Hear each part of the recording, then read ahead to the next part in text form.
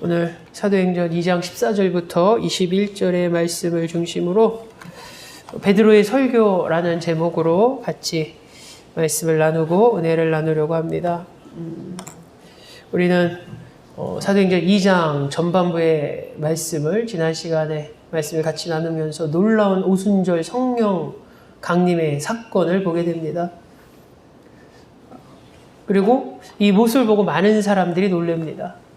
특히 주변에 이들이 이 모습을 보고 놀라기도 하고 또 때론 어떤 이들은 이거에 대해서 부정적으로 반응하기도 하죠. 그래서 13절에 보면 어떤 이들은 조롱하여 이르되 이들이 새 술에 취하였다 하더라. 어떤 겉모습으로 봤을 때는 처음 보는 모습이고 놀라운 모습이고, 근데 그것은 마치 술에 취해서 막 이렇게 해롱해롱, 세상 말로죠. 세상 말로 막 이게 막 혀 꼬여가지고 말을 제대로 못할 때 술 취함의 모습이 아닐까라는 그런 부정적으로 접근하는 이들도 있었죠. 그때 이제 이 14절부터 이제 베드로가 나와서 그들에게 메시지를 선포합니다. 베드로의 설교죠. 그래서 사도행전에 보면은 많은 사도들과 또 많은 이들의 어떤 설교 또 말씀의 선포에 대한 내용이 담겨져 있습니다. 곳곳마다.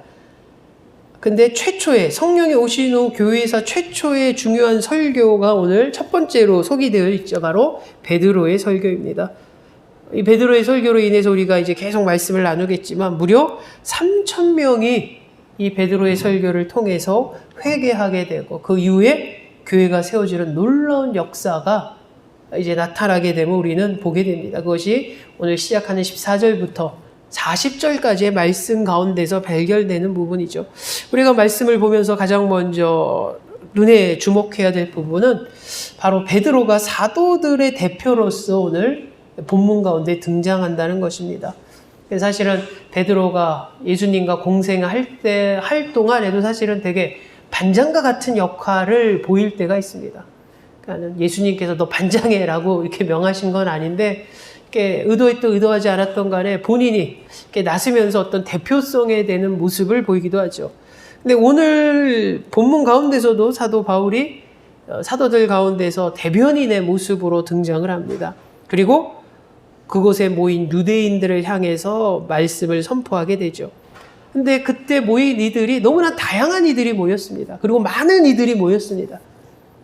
그리고 그들 가운데서는 이 상황에 대해서 되게 우호적으로 보는 것보다는 의아해하거나 단순히 신비롭게 생각하거나 혹은 저번 주에 말씀을 나눈 것처럼 되게 부정적으로 접근하는 이들도 무리들이 상당히 많았습니다.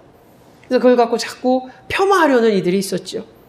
그런 이들이 많이 모여있는 군중 가운데서 지금 베드로가 그들 앞에 나서는 것이죠. 어떻게 보면은 많은 비웃고 있는 유대인들 앞에서 당당히 서서 말하는 모습을 오늘 보게 됩니다.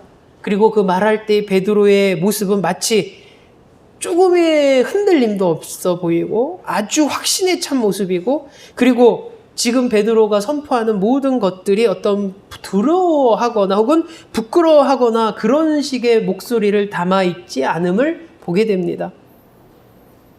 그래서 이 일로 너희에게 알게 할 것이니 내 말에 귀를 기울이라 라고 그들에게 집중하고 그리고 주목할 것을 요구하죠.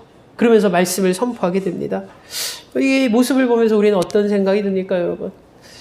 아주 멀지 않았던 시간 속에 베드로를 떠오르게 합니다. 바로 예수님께서 붙잡으시던 밤에 베드로를 떠오르게 하죠. 그때 베드로는 어땠습니까? 주님을 3번 부인하고 사람들 앞에서 예수의 제자인 것이 부끄러웠고, 예수의 제자인 것이 두려웠고, 예수의 제자인 것이 밝혀지는 것이 너무나 초조했고, 그래서 숨기려 했죠. 예수의 제자인 것을 숨기려 했고, 그리고 예수와 관련되지 않았던 것이냐 거짓말까지 하는 모습을 보게 됩니다. 자기의 본 마음은 그렇지 않을지라도 보여주는 행동은 그랬죠. 근데 지금 오늘 본문 가운데 나타난 베드로의 모습은 어떻습니까? 완전히 180도 달라진 모습을 보게 됩니다. 많은 군중들 앞에서 당당하게, 담대하게, 흔들림 없이, 확신에 차서 그렇다고 해서 그 많은 군중들이 되게 우호적으로 이들을 긍정적으로 하고 되게 친절하게 한 것이 아니라 그 무리들 가운데서 많은 조롱하는 이들도 있었고 부정하는 이들도 있었고 이 상황에 폄하하는 이들도 있었고 되게 안 좋은 이들도 섞여 있었다는 거죠. 근데 그런 가운데서 베드로는 어떻습니까? 당당함의 모습을 보이게 되죠. 과연 이 모습은 어떤 일인가라는 것을 우리는 보게 됩니다. 이렇게 변화된 베드로의 모습. 그것을 한마디로 정리를 하자면 바로 이 앞에 있었던 성령 강림의 충만함을 체험한 베드로의 모습이 얼마나 달라질 수 있는가를 우리에게 그대로 보여주는 것이죠.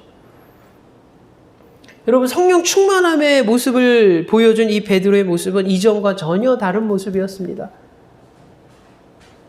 우리가 이전에 실망했던 베드로의 모습이 아니죠.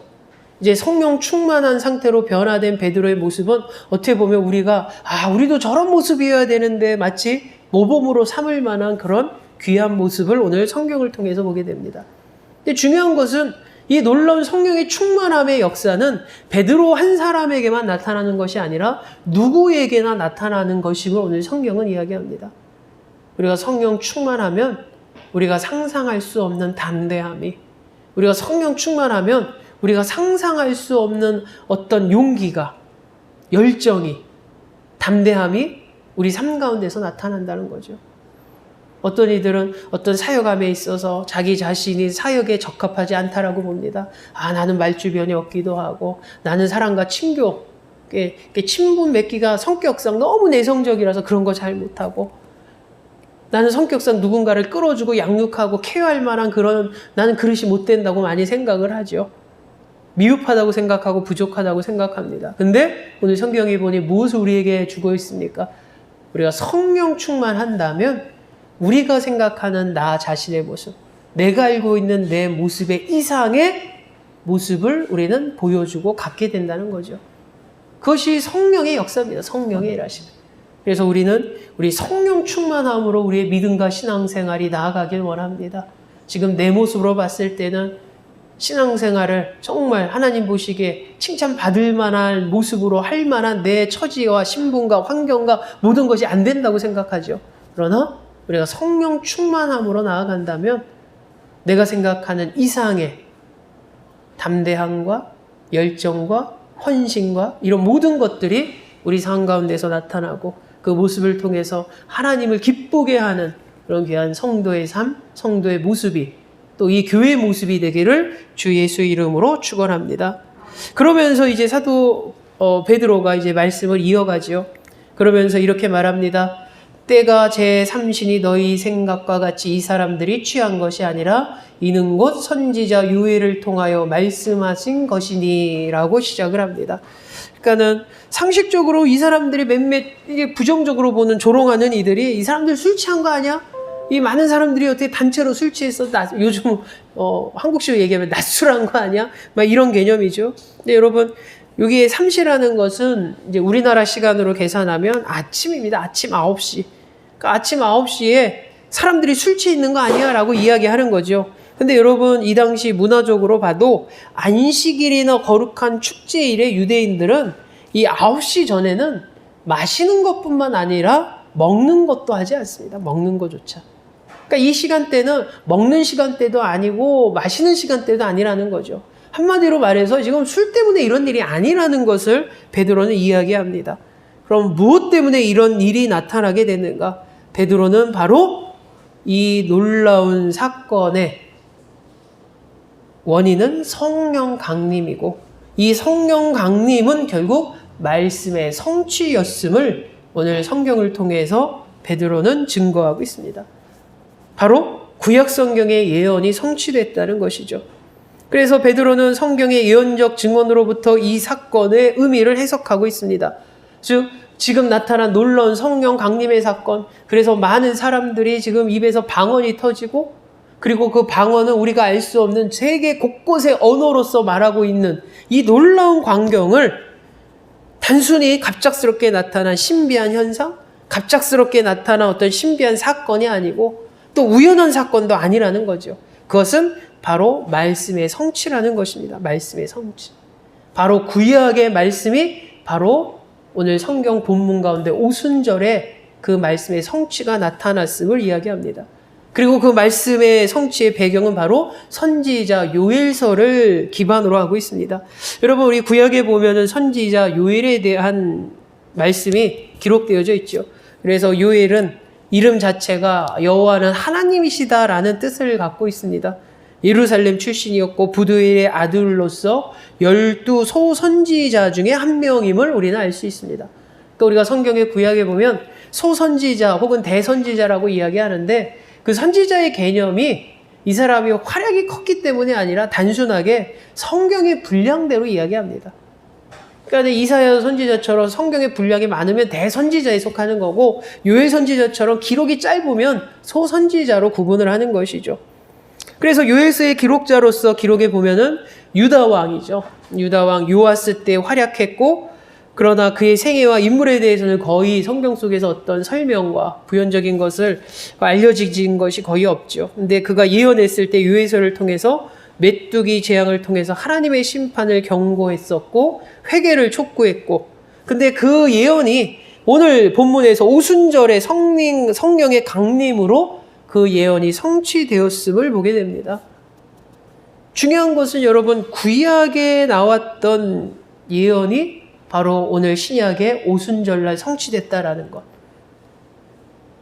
어떻게 보면은 놀라운 일이지만 당연한 일이지만 또 하나 한 가지 봐야 될 것은 이것이 성취되기까지 시간이 오래 걸렸다는 거죠. 시간이 그냥 우리가 생각하는 대로 예언이 되고 예언이 선포되어진 지 10년 안에 혹은 100년 안에 이루어진 사건이 아닙니다. 그리고 오랜 시간이 흘렀죠. 오랜 시간이 흘렀음에도 불구하고 하나님의 말씀은 성취된다는 것을 오늘 성경에서 우리는 다시 한번 확인하게 되는 거죠. 여러분, 오랜 시간이 흐름에도 불구하고 예언의 말씀의 성취라는 것은 결국 무엇을 의미하냐면 하나님은 신실하신 분이라는 겁니다. 하나님은 신실하신 분. 인간은 여러분 어떻습니까? 약속을 하면 쉽게 깰 수가 있죠. 그래서 인간이 하는 약속은 사람들끼리의 약속은 지켜지는 것도 뭐 당연하다고 보고 마땅하다고 보지만 또 약속이 깨어진 걸 보고서 놀라워하지도 않습니다. 보면은 사람들의 약속은 종종 깨어지는 게 많으니까. 지켜지면 좋지만 또 깨어지는 것이 별 이상하지 않은 것이 어떻게 보면 인간의 약속이죠. 우리 예진이도 혼날 때마다 꼭 약속을 합니다. 앞으로 그러지 마. 앞으로 그러면 이제 혼나는 거야. 진짜 혼나는 거야. 꼭 혼날 때 되면은 제일 말한 건 한 번만. 한 번만. 그 얘기만 안 하면 혼나는데 꼭 한 번만. 한 번에 제가 넘어가서 약속을 여러 번 합니다. 그러니까 제가 말씀드리지 약속은 지켜주는 것이지만 사실 깨져도 이상하지 않는 게 워낙 사람들이 약속을 잘 못 지키니까 그런 거죠. 근데 때로는 아이들과 약속이 있습니다. 근데 상황이 되지 않을 때 약속을 잘 못 지키게 되죠. 부모로서. 근데 시간이 지나면 어떠냐면 까먹습니다. 약속을. 근데 몇 개월 흘렀어요. 그래서 갑자기 애들이 아빠 그거 어떻게 됐어? 탁 얘기를 하면 가슴이 갑자기 뜨끔하는 거죠. 왜? 약속을 잊어버리고 있었다는 거죠. 아이들은 그 약속을 기억하는데 부모가 약속을 잊어버리고 반대로 약속을 해놓고서 부모님은 지키기를 바라나 아이들은 하루 만에 그 약속을 잃어버리는 것. 인간의 모습이 이렇습니다. 근데 오늘 성경을 통해서 무엇을 보냐면 신실하신 하나님. 아무리 시간이 오래 가더라도 하나님은 그 약속을 잊어버리지 않는다는 거죠. 약속을 잃어버리지 않는다는 것은 우리를 향한 하나님의 마음이 전혀 변하지 않았다는 겁니다. 우리를 향한 하나님의 사랑과 하나님의 은혜가 조금도 흔들리지 않았다는 거죠. 자꾸 하나님의 약속이 마음이 변덕스러워서 연기해가지고 이렇게 오래 걸려서 성취된 게 아니라 한 번도 하나님은 그 약속을 잊지 않으시고 우리를 향한 마음은 변하지 않습니다. 단지 때가 차야만이 된다는 거죠. 성경에 보는 것처럼 때가 차매 그 하나님의 때가 되면 하나님의 약속의 성취가 나타나게 되는 거고 바로 그 때가 오늘 성경에서 보게 됩니다. 바로 요엘 선지자를 통해서 하나님의 약속의 성취가 때가 됐을 때 나타나되 그 때가 바로 오늘 성경에 나오는 오순절의 놀라운 그 시각에 하나님의 말씀의 성취가 나타났음을 오늘은 보게 되는 거죠. 그래서 우리 하나님의 신실함을 보면서 우리가 신앙생활, 믿음 생활할 때 이 말씀을 다시 적용해 봅니다. 우리가 때로는 하나님 앞에서 하나님의 말씀에 대한 확신을 갖고 살죠. 때로는 하나님 말씀을 통해서 나에게 어떤 약속에 대한 확신을 주십니다. 또 기도 중에도 그런 마음을 주시죠. 중요한 것은 때가 됐을 때 하나님은 그 말씀의 약속을 성취하신다는 거죠. 우리에게 약속하신 그 하나님의 은혜를 베풀어 주시고 우리를 향한 하나님의 사랑을 드러내 주십니다. 근데 그때는 전적인 하나님의 영역임을 우리가 또한 고백해야 되죠. 바로 그것이 우리가 이 땅에 살아가는 그리스도인의 모습임을 봐야 됩니다. 어떤 이는 이렇게 얘기하기도 하죠. 하나님은 분명히 오신다고 약속하셨는데 내 생에 오시는 거 맞아? 라고 말하는 친구들이 종종 있습니다. 왜냐하면 예수님께서 다시 오신다고 약속하시고 선언하시고 지금 2000년 가까이 흘렀지 않습니까? 그러다 보니까 분명히 오시긴 오신 거 자기가 믿는데 쉽게 말해서 내 생에 오시겠느냐는 거죠. 중요한 것은 하나님의 때가 되면 오는 거죠. 우리는 거기에 대한 흔들림 없이 준비됨만으로 살아가는 것입니다.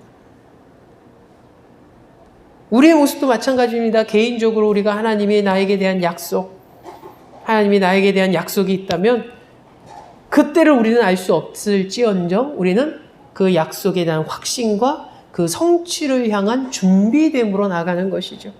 근데 우리는 그 준비됨보다는 어떤 마음이 있냐면 하나님이 나에게 해결해 주신다는 그런 마음을 주셨는데 그런 응답을 주셨는데 기도에 응답이 있었고 말씀을 통해서 그렇게 말씀하셨는데 왜 자꾸 이루어지지 않는 거야? 그러면서 우리는 준비됨보다는 원망하고 불평하고 아쉬워하죠. 근데 오늘 성경을 보니 뭐라고 말하고 있냐면 하나님은 신실하신 하나님이고 하나님은 약속을 지키시고 말씀을 성취해 갈 때 그 말씀 앞에 서 있는 우리는 준비하는 모습으로 바라보는 것. 원망하고 불평하고 짜증내고 아쉬워하는 것이 아니라 언제 올지 모르는 하나님의 말씀의 성취에 준비됨이 있어야 되는.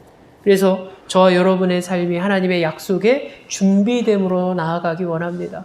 이 공동체가 늘 준비되어 가는, 준비되어져 있는 그런 귀한 공동체 되기를 주 예수 이름으로 축원합니다. 그 다음 우리가 볼 것은 이 요엘의 말씀의 메시지가 결국 이런 것이죠. 한마디로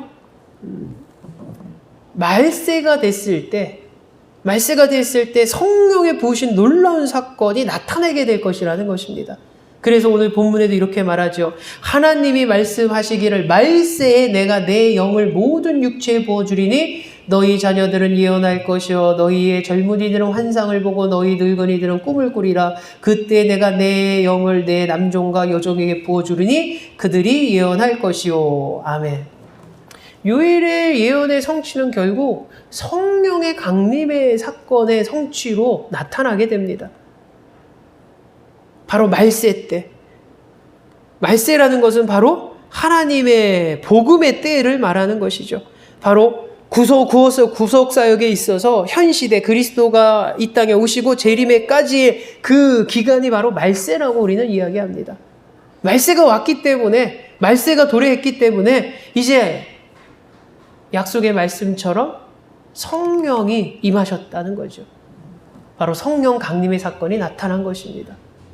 근데 여러분 성령의 강림의 사건이 나타났을 때 놀라운 것은 이 성령의 강림이 풍성하게 나타난 거죠. 바로 요엘 선지자의 예언처럼 구약의 말씀처럼 그래서 유대인뿐만 아니라 모든 육체에게 그러니까 결국 유대인뿐만 아니라 이방인에게도 성령이 부어질 것임을 성경은 선언하고 있습니다. 그리고 특별히 그 성령 충만한 가운데 예언의 성령이 되리라 할 것을 바로 요엘 선지자는 예언한 것이죠. 바로 이 예언의 능력이 남녀 구별할 것 없이 주어지는 것이고 남녀노소 나이 구별 없이 주어지게 될 것임을 오늘 성경은 나타납니다. 한마디로 오순절 강림의 사건을 통해서 바로 구약의 예언의 말씀이 성취되었는데 그것은 성령의 부어주심 그리고 특별히 성령 부어주심 중에서 바로 예언의 능력으로 나타났음을 오늘 성경은 증거하고 있죠. 중요한 것은 이 예언의 메시지의 핵심이 무엇입니까? 예언의 능력이 주었다는 것은 단순히 우리들이 그냥 1년 이내 후에 나타날 일들 혹은 바로 이번 주에 나타날 일들을 예언하는 능력을 받았다는 의미가 아닙니다. 이들이 받았던 예언의 능력은 무엇을 말하냐면 그 예언의 핵심은 하나님의 심판에 관한 것이라는 거죠. 누구나 예외 없이 하나님의 심판에 대해서 예언했다는 것입니다. 그러니까 하나님의 때가 가까웠다라는 것. 그래서 하나님의 심판이 가까워오고 있음을 예언을 한 것이고, 두 번째 이들의 예언의 핵심된 말씀의 두 번째는 바로 그 심판이 가까워오기 전에, 실현되기 전에 가공할 만한 어떤 파멸의 전조가 나타날 것이라고 예언한다는 거죠. 그러니까 마지막 날 때 되면은 누구라도 그 날이 임했다라는 걸 알 수 있게끔 어떤 현상들이 일어난다는 겁니다. 어떤 징조들이 일어난다는 거죠. 그리고 예언의 메시지의 가장 큰 핵심은 주의 백성은 특별히 보호될 것이라는 것을 예언했다는 겁니다. 그래서 여러분 19절에 보십시오. 또 내가 위로 하늘에서는 기사를, 아래로는 땅에서는 징조를 베푸리니 곧 피와 불과 연기로다. 여러분, 피와 불과 연기란 건 어떤 전쟁의 상황을 이야기하죠. 그것이 진짜 전쟁이든 혹은 전쟁과 비슷한 어떤 자연재해든 중요한 것은 그런 아주 혼란 가운데 그것이 마지막 날의 징조처럼 나타난다는 것을 예언했다는 것입니다. 근데 더 중요한 것은 20절이죠. 주의 크고 영화로운 날이 이르기 전에 해가 변하여 어두워지고 달이 변하여 피가 되리라. 누구든지 주의 이름을 부르는 자는 구원을 받으리라 하였느니라. 아멘. 여러분, 이 예언의 가장 큰 핵심은 사실은 마지막에 있음을 우리는 봐야 됩니다. 누구든지 주의 이름을 부르는 자는 구원을 받으리라는 거죠. 우리가 때로는 이 요엘 선지자의 예언의 말씀이 성취됨을 보고 성령의 강림 사건, 부어주심의 놀라운 사건, 그래서 많은 이들이 예언하게 됐다라는 것. 근데 우리가 예언이라는 것을 우리가 개인적인 생각으로 해석하면 안 됩니다. 그냥 내 인생의 단순한 내일의 일, 다음 달의 일, 어떤 사건에 대한 예언은 아니라, 무슨 점쟁이들한테서 어떤 일이 벌어집니까? 그것이 아니라 이들의 예언은 하나님의 심판에 대한 것이었다는 거죠. 예수님께서 다시 오실 재림에 대한 것의 예언이었고, 그래서 그들의 예언의 핵심 포인트는 첫째는 심판이 분명히 임하게 될 거라는 것, 그리고 그 심판이 가까워졌다라는 것, 말세기 때문에 그것을 예언했다는 거고, 이 예언의 두 번째 포인트는 무엇입니까, 여러분? 그 심판의 때에 어떤 징조들이 나타난다는 거죠. 누구나 깨달을 수 있을 만한, 우리가 때로는 지진이 일어났을 때 민감한 사람은 느낀다고 합니다. 멀리서 일어난 거를. 그런데 가끔 TV에 보면은 포항에서 지진이 일어났는데 서울에서도 느꼈대요. 근데 중요한 건 저는 느끼지 못했는데 주변 사람 느꼈다고 하면 뭐라고 하냐면 나는 정말 둔한가? 민감하지 못한가? 근데 여러분, 마지막 때는 누구나 알 수 있는 전조, 징조가 나타남을 마다하죠. 그리고 예언의 세 번째 포인트가 뭐냐면 누구든지 주의 이름을 부르는 자는 구원을 받으리라. 분명히 하나님의 심판이 임하지만 그 심판은 주의 이름을 부르는 자는 심판이 아니라 구원이라는 것입니다. 누구든지 주의 이름을 부르는 자는 구원을 받으리라. 똑같은 심판이 오지만 누군가에는 그것이 심판의 징벌로 끝고 영원한 죽음으로 끝이 나지만 누군가에게는 그것은 구원의 날이라는 것입니다. 그럼 누구에게 구원의 날이 옵니까, 여러분? 성경 그대로죠. 누구든지 주의 이름을 부르는 자. 주의 이름을 부르는 자. 예수 그리스도를 고백하는 자입니다. 여러분, 우리가 주목해야 될 것은 사실 요엘 구약의 선지자가 말하는 이 주는 여호와 하나님이죠. 그래서 여러분 70인역이라는 어떤 성경 번역본이 있습니다. 그거는 뭐냐면 이게 구약 성경을 이제 헬라어로 옮겨야 되는데 히브리 말을 가지고 헬라어로 옮겨야 되니까 70인역이라고 해서 어떻게 해석을 했냐면 여호와 하나님을 큐리오스라고 해서 주라고 번역을 했습니다.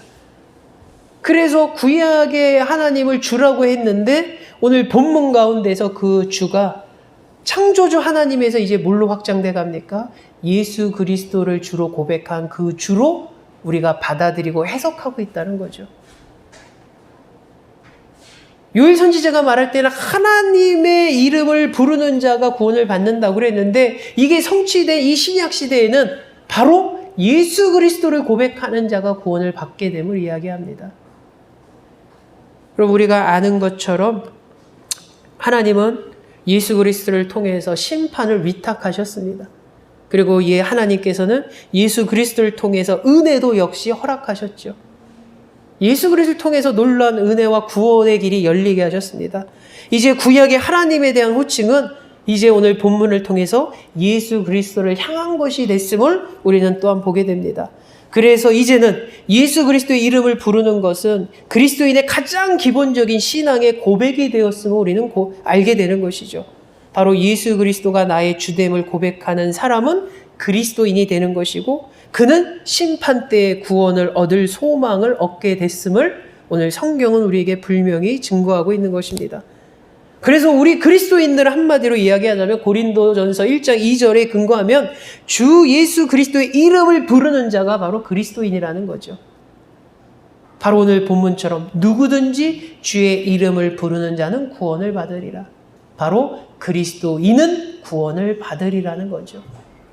저와 여러분이 그리스도인이고 예수 그리스도를 주라 고백했고 영접했기에 누구라도 그렇게 믿고 고백하면 마지막 때가 왔을 때 심판이 아니라 구원의 날이 되고 기쁨과 영광의 날이 될 것임을 오늘 성경은 증거하고 있고, 저와 여러분이 주의 이름을 부르는 자, 곧 그리스도인으로서 이런 구원의 확신을 갖고 믿음을 갖고 주님의 오심을 준비되는 귀한 삶으로 나아가는 그런 성도 되시기를, 그런 공동체 되기를 주 예수 이름으로 축원합니다. 사랑해 주님 감사합니다. 오늘 귀한 말씀을 통해서 아주 오래전에 선지자를 통해서 예언됐던 말씀이 오늘 사도행전 2장을 통해서 성령 강림의 놀라운 사건, 성령의 부어주심의 놀라운 사건이 실현됐음을 우리는 다시 한번 보게 됩니다. 바로 신실하신 하나님을 보게 됩니다. 그 신실하신 하나님이 오늘 이 순간에도 우리 개개인에게 하셨던 그 약속, 우리에게 주어졌던 그 마음에 대한 성취가 우리 삶 가운데 나타날 수 있도록 우리는 늘 준비되는 자 되게 하여 주시옵소서. 무엇보다도 주의 이름을 부르는 자는 마지막 때의 구원을 얻게 되면 우리는 다시 한번 고백합니다. 주의 이름을 부르는 자, 그리스도인은 예수 그리스도를 주라 고백하고 주로 영접한 자입니다. 바로 그리스도인으로서 우리는 구원의 확신을 갖고 소망을 갖고 또한 이 힘든 세상을 하루하루 견뎌내고 이겨내고 승리하는 그런 귀한 신앙의 삶을 이 낙원의 공동체가, 이 낙원의 공동체의 지체들이 살아가게 하여 주시옵소서. 예수님의 이름으로 기도하옵나이다. 아멘.